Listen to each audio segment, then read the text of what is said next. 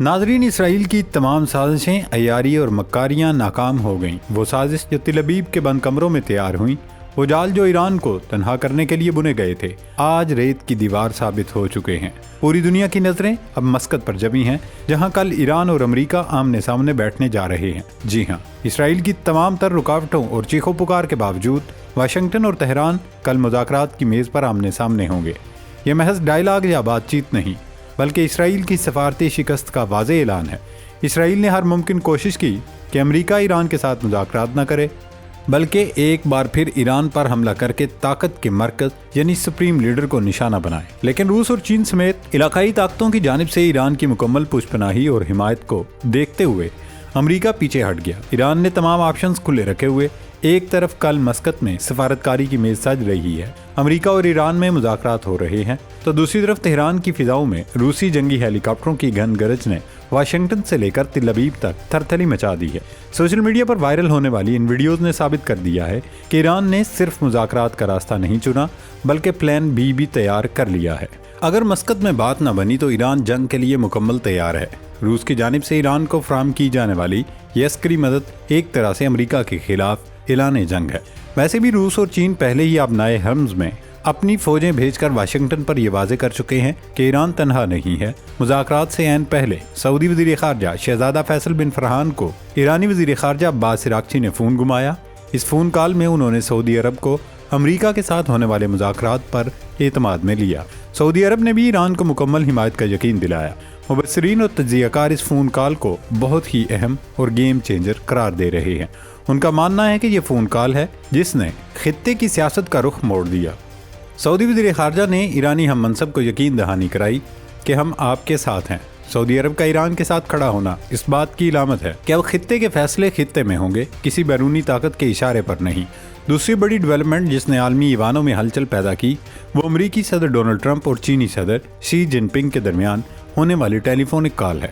Trump نے خود اپنے social media account Truth Social پر بتایا کہ انہوں نے شی جن پنگ سے ایران، یوکرین اور تائیوان کے مسئلے پر بات کی۔ ٹرمپ نے دعویٰ کیا کہ وہ چینی صدر کے ساتھ مل کر یہ تمام مسائل حل کر لیں گے۔ کیا یہ ایک نئے عالمی بلاک کی آہٹ ہے؟ کیا ٹرمپ اسرائیل کو سائیڈ لائن کر کے چین کے تعاون سے مشرق وسطیٰ میں نیا توازن پیدا کرنے جا رہے ہیں؟ ٹرمپ کا اس ملاقات کو مثبت قرار دینا تل ابیب کے لیے کسی ڈراؤنے خواب سے کم نہیں۔ اس سارے تناظر میں ایک اہم سوال یہ بھی ہے کہ کل ہونے والی مذاکراتی بیٹھک میں کیا پاکستان سمیت خطے کے دیگر ممالک اس مذاکراتی عمل کا حصہ بنیں گے؟ کیا یہ امن کی آخری کوشش ہے یا کسی بڑے طوفان سے پہلے کا سکون؟ اگر مذاکرات ناکام ہوئے تو کیا روسی ہیلی کاپٹروں کی یہ گن گرج ایک ایسی جنگ میں بدل جائے گی جس کی لپیٹ میں پوری دنیا آ جائے گی؟ اس سب پر اس ویڈیو میں تفصیلی ڈسکشن کریں گے۔ ناظرین، ایرانی وزیر خارجہ عباس عراقچی بھی یہ تصدیق کر چکے ہیں کہ کل تہران اور واشنگٹن کے مذاکرات مسقط میں ہونے جا رہے ہیں، لیکن انہوں نے یہ نہیں بتایا کہ ایران نے ترکیہ سے مسقط کیوں منتقل کی ہے۔ امریکہ کی جانب سے پاکستان سمیت خطے کے دوسرے ملکوں کو ان مذاکرات میں شمولیت کی دعوت دی گئی تھی۔ کیا یہ ملک اب بھی اس ڈائیلاگ میں شرکت کریں گے یا ابتدائی طور پر امریکی اور ایرانی نمائندوں میں ہی ڈائیلاگ ہوگا؟ ایرانی ذرائع نے الجزیرہ ٹی وی سے گفتگو میں بتایا کہ پہلے راؤنڈ میں مذاکرات صرف ایٹمی فائل اور ایران پر عائد پابندیاں ختم کرنے تک محدود رہیں گے اور ان میں میزائل پروگرام جیسے دیگر معاملات پر بات نہیں ہوگی، جو کہ امریکہ اور خطے کے ممالک کی ترجیح ہے۔ سوال یہ ہے کہ جب ایران بیلسٹک میزائل پروگرام پر بات کرنے کو تیار نہیں ہے تو ان مذاکرات کا کوئی نتیجہ نکلنا مشکل ہی نظر آتا ہے۔ لیکن ایسے میں چینی صدر شی جن پنگ کا صدر ٹرمپ سے ہونے والا ٹیلی فونک رابطہ بھی بہت کچھ بیان کر رہا ہے۔ دوستو، یہ تو آپ جانتے ہی ہیں کہ روس اور چین کی وجہ سے امریکہ ایران پر حملہ کرنے سے رکا ہوا ہے، ورنہ وہ اب تک آبنائے حرمز میں ایرانی اثاثوں کو نشانہ بنا چکا ہوتا۔ ڈونلڈ ٹرمپ نے بتایا کہ شی جن پنگ کے ساتھ انہوں نے ایران، تائیوان اور یوکرین کی جنگ پر بھی بات کی۔ ٹرمپ نے کہا کہ میں اگلے 3 برس میں چینی صدر کے ساتھ مل کر مثبت نتائج حاصل کر لوں گا۔ امریکہ اور چینی صدور کے درمیان آخری بار پچھلے سال نومبر میں بات ہوئی تھی، لیکن اس کے بعد دونوں ملکوں میں ٹیرف کے معاملے پر تعلقات کشیدہ ہو گئے تھے۔ ناظرین، اب بات کرتے ہیں ایرانی حدود میں پرواز کرتے روسی جنگی ہیلی کاپٹرز کی۔ امریکی ڈیفنس ویب سائٹ نے دعویٰ کیا ہے کہ ایران کو روسی ساختہ Mi-28 ہیوک جنگی ہیلی کاپٹروں کی فراہمی کے شواہد مضبوط ہوتے جا رہے ہیں۔ حال ہی میں ایک ویڈیو منظر عام پر آئی جس میں دعویٰ کیا جا رہا ہے کہ روسی ساختہ ہیلی کاپٹر ایرانی دارالحکومت تہران میں پرواز کرتا دکھائی دے رہا ہے۔ گزشتہ ہفتے سوشل میڈیا پر ایسی تصاویر بھی سامنے آئی تھیں جن میں ایک Mi-28-9E ہیلی کاپٹر کو ایران میں موجود دکھایا گیا تھا۔ امریکی ویب سائٹ کا کہنا ہے کہ اس بات کی آزادانہ تصدیق نہیں ہو سکی کہ یہ ویڈیو کہاں اور کب ریکارڈ کی گئی۔ ویب سائٹ کا کہنا ہے کہ گزشتہ ہفتے سامنے آنے والی تصویریں تہران کے مہرآباد بین الاقوامی ہوائی اڈے پر واقع پارس ایروسپیس سروسز کمپنی کے ہینگر میں لی گئی تھی۔ اس کے علاوہ 3 جنوری کو ایرانی صحافی محمد طاہری نے social media platform X پر فارسی زبان میں ایران کی عسکری قوت کے حوالے سے ایک پوسٹ کی تھی، جس کے ساتھ ڈیزرٹ کیموفلیج میں موجود Mi-28NE ہیلی کاپٹر کی تصویر تھی۔ یہ ہیلی کاپٹر 30 ملی میٹر خودکار مشین گن سے لیس ہوتے ہیں اور 4 ہارڈ پوائنٹس پر مختلف ہتھیار لے جا سکتے ہیں، جن میں ٹینک شکن میزائل اور راکٹ شامل ہیں۔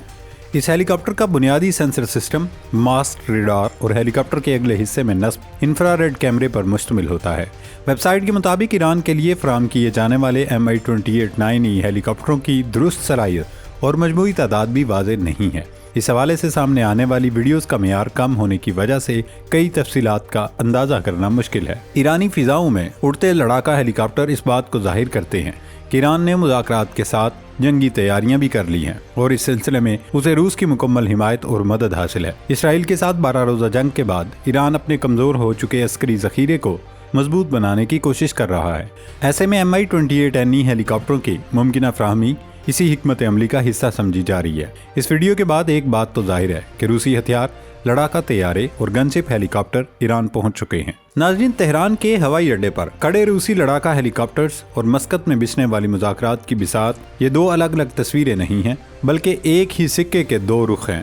ایران نے دنیا کو یہ پیغام دے دیا ہے کہ اگر وہ مذاکرات کر رہا ہے تو اس کا مطلب ہے کہ وہ امن چاہتا ہے، لیکن روسی ہیلی کاپٹرز یہ پیغام دے رہے ہیں کہ اگر اس پر جنگ مسلط کی گئی یا تھوپی گئی تو ایران اس کے لیے بھی تیار ہے۔ لیکن سوال یہ ہے کہ کیا اسرائیل خاموش رہے گا؟ تل ابیب جو اب تک اس خطے میں امریکی پالیسیوں کو ڈکٹیٹ کرتا آیا ہے، کیا وہ واشنگٹن اور بیجنگ کے درمیان بڑھتی ہوئی قربت اور ٹرمپ شی جن پنگ کے ممکنہ اتحاد کو برداشت کر پائے گا؟ ایران کا بیلسٹک میزائل پروگرام پر بات نہ کرنے کا 2 ٹوک فیصلہ اس بات کی گواہی دے رہا ہے کہ مذاکرات کا پہلا دور انتہائی کٹھن ہونے والا ہے۔ دوستو، اصل گیم چینجر سعودی ایرانی دوستی ہے جس نے امریکہ اور اسرائیل کی نیندیں حرام کر رکھی ہیں۔ اگر سعودی عرب اور ایران ایک پیج پر آ جاتے ہیں اور چین اور روس کی پشت پناہی برقرار رہتی ہے تو یاد رکھیے کہ امریکی بالادستی کے تابوت میں یہ آخری کیل ثابت ہو سکتی ہے۔ ٹرمپ نے دعویٰ تو کر دیا ہے کہ وہ شی جن پنگ کے ساتھ مل کر ایران کا مسئلہ حل کریں گے، لیکن کیا وہ اسرائیل کو اس ڈیل پر راضی کر پائیں گے، یا پھر اسرائیل اپنی بقا کی جنگ کے نام پر کوئی ایسا ایڈونچر کرے گا جو مسقط مذاکرات کو ناکام بنا کر خطے کو اس بڑی جنگ کی طرف دھکیل دے جس کی تیاری ایران نے روسی ہتھیاروں کی مدد سے کر رکھی ہے۔ تہران کی فضاؤں میں گونجتی روسی ہیلی کاپٹرز کی آواز اب صرف ایک شور نہیں بلکہ ایک وارننگ ہے کہ وقت بدل چکا ہے۔ پاکستان اور ترکیہ جیسے اہم علاقائی کھلاڑیوں کا اس عمل میں شامل ہونا یا نہ ہونا آنے والے چند گھنٹوں میں واضح ہو جائے گا، لیکن ایک بات طے ہے، مشرق وسطیٰ کی تقدیر کا فیصلہ اب تل ابیب کے بنکرز میں نہیں بلکہ خطے کی اپنی قیادت کے ہاتھوں میں جاتا دکھائی دے رہا ہے۔ آنے والے چند گھنٹے عالمی سیاست کے انتہائی اہم ہیں۔ مسقط میں ہونے والی ہر پیش رفت پر ہماری نظر رہے گی۔ آپ کو کیا لگتا ہے، کیا امریکہ ایران پر سے پابندیاں ہٹانے پر راضی ہو جائے گا یا پھر جنگ ہی آخری راستہ بچے گی؟ اپنی رائے کمنٹ سیکشن میں ضرور بتائیں۔ اللہ رب العزت پاکستان، ایران، سعودی عرب سمیت عالم اسلام کا حامی و ناصر ہو۔ کل تک کے لیے اجازت دیجیے۔ اللہ حافظ۔